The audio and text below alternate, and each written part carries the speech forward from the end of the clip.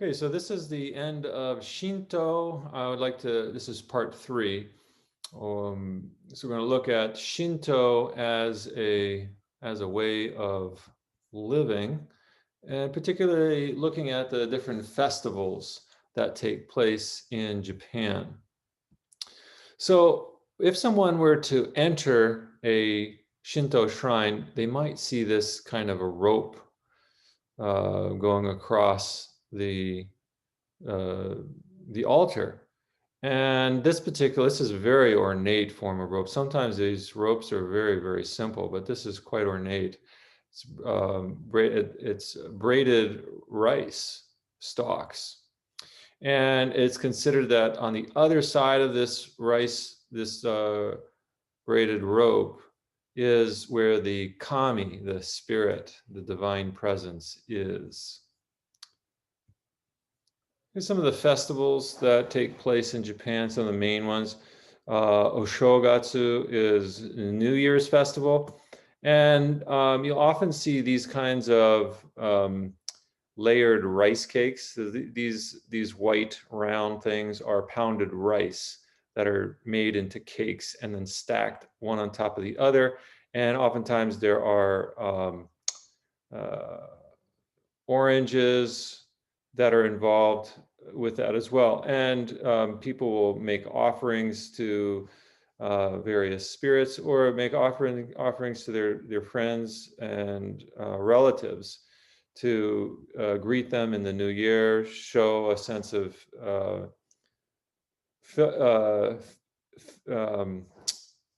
ongoing, to renew relationships, ongoing relationships, to show that you care about their relationship. And remember, in Asian thinking, at least traditionally, if you have a friendship with somebody else, or in relationship with another person, those relationships are taken quite seriously. You wouldn't simply end them without severe repercussions to yourself or to the other person. One of the festivals that honor girls is called Girls' Day, or Hinamatsuri. And so you see this tier of dolls. These are all dolls, and they are representative of the emperor, the empress, and then you go down into society, perhaps government officials or something, and family members. You might have a father doll, a mother doll, a doll for yourself, a doll for your brothers and sisters, etc. And March 3rd, 3/3, so the third day of the third month is dedicated to girls. And so this elaborate tier is set up in homes. There's also Boys' Day, and that takes place on the 5th day of the 5th month, May 5th. And for boys, there may be more masculine type things that are set up, like you see the samurai and the weapons of the samurai. And also a feature of Boys' Day is this flying of kites that are in the shape of fish or carp. And one of the most significant festivals in Japan that is connected to Shinto as well as Buddhism is called Obon.